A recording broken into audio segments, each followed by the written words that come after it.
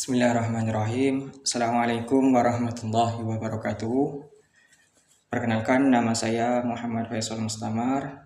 Saya dari semester 4. Pada kesempatan siang hari ini saya akan mempresentasikan yaitu tentang media dan sumber belajar serta pengolahan kelas. Media pembelajaran ialah segala sesuatu yang digunakan untuk menyampaikan materi pelajaran agar proses pembelajaran lebih efektif dan lebih mudah dipahami, meningkatkan kualitas dan daya tarik belajar bagi siswa. Terus fungsi utama dalam media pembelajaran yaitu mempermudah guru untuk menyampaikan materi. Terus yang kedua yaitu membantu siswa untuk lebih cepat memahami dalam sistem pembelajaran, menarik perhatian dan minat belajar siswa, mengurangi kebosanan saat belajar. Itu fungsi utama dari media pembelajaran. Terus jenis-jenis media pembelajaran yaitu satu, media visual, gambar dan poster, grafik dan diagram, presentasi atau PPT. Media yang kedua yaitu media audio, seperti radio edukasi, rekaman suara, podcast atau pembelajaran. Terus yang ketiga yaitu audio visual, video pembelajaran, film, edukasi, animasi interaktif. Dan juga dari jenis media digital yaitu internet atau jaringan aplikasi pembelajaran media sosial pendidikan.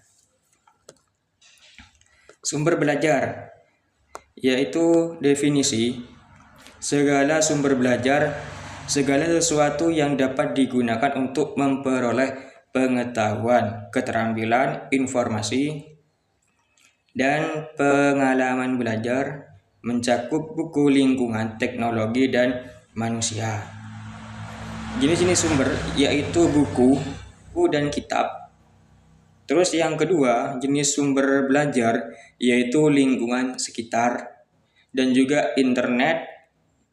Terus sumber yang terakhir yaitu guru dan narasumber. Penggunaan alat bantu pembelajaran yaitu video pembelajaran, membantu pemahaman melalui tampilan gambar dan suara, serta menyajikan contoh nyata untuk mempermudah dalam bentuk konsepnya. PowerPoint yaitu menyajikan materi secara ringkas dan terstruktur dengan tampilan visual menarik untuk meningkatkan ketertarikan semua siswa. Terus aplikasi digital yaitu memfasilitasi pencarian informasi tambahan dan juga memungkinkan siswa belajar secara mandiri dimanapun siswa itu berada ataupun belajarnya kapan saja. Fungsi dari buku yaitu sumber utama, memperdalam teori dan konsep, memberikan dasar pengetahuan yang kokoh bagi para siswa.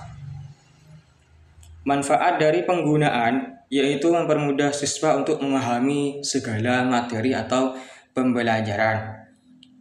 Terus yang kedua, manfaatnya yaitu menciptakan pembelajaran yang lebih kreatif dan inovatif. Terus manfaat yang ketiga yaitu meningkatkan minat dan motivasi belajar bagi semua siswa, membantu guru menjelaskan materi secara lebih efektif. Itu manfaat dari penggunaan media.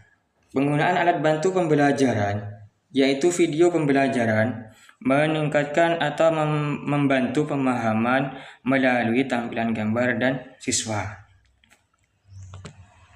Tujuan pengolahan kelas yaitu sebagaimana untuk menciptakan suasana belajar nyaman dan kondusif. Tujuan yang kedua yaitu menjaga ketertiban serta kedisiplinan para siswa. meningkatkan motivasi dan semangat untuk belajar bagi siswa. Memfasilitasi pencapaian tujuan pembelajaran, lingkungan belajar efektif, pengaturan tata ruang kelas yang adaptif, penetapan aturan kelas yang jelas dan konsisten, pemanfaatan media, yaitu pembelajaran untuk menarik para siswa agar bisa lebih cepat memahami melalui media. Dan juga pembangunan komunikasi guru antara guru dan siswa yang harmonis, pemberian motivasi dan penghargaan secara berkala.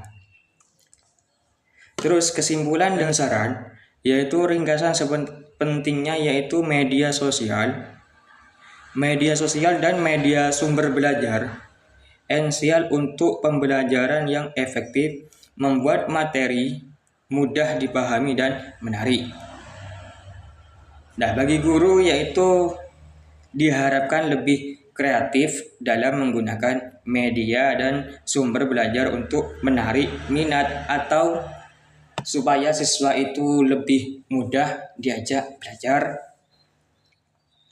Terus yang kedua, tingkatan kemampuan pengolahan kelas demi suasana belajar yang kondusif dan nyaman. Jadi di dalam kelas itu sekiranya siswa itu merasa nyaman ketika belajar. Itu tujuan atau saran untuk guru.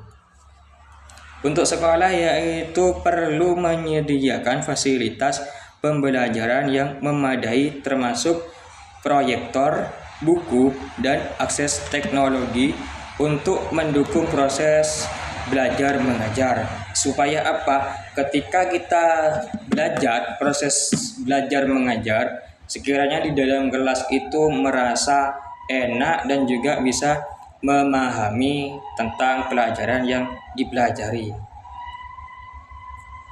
Dan juga sekiranya siswa itu merasa nyaman ketika belajar di dalam kelas, itu harus menyediakan atau memfasilitasi kelas yaitu dengan buku atau bisa jadi dengan proyektor itu untuk menarik para siswa yang mau belajar. Jadi belajar itu bisa merasa nyaman, enak, dan juga bisa cepat memahami terhadap suatu proses belajar dan mengajar tersebut.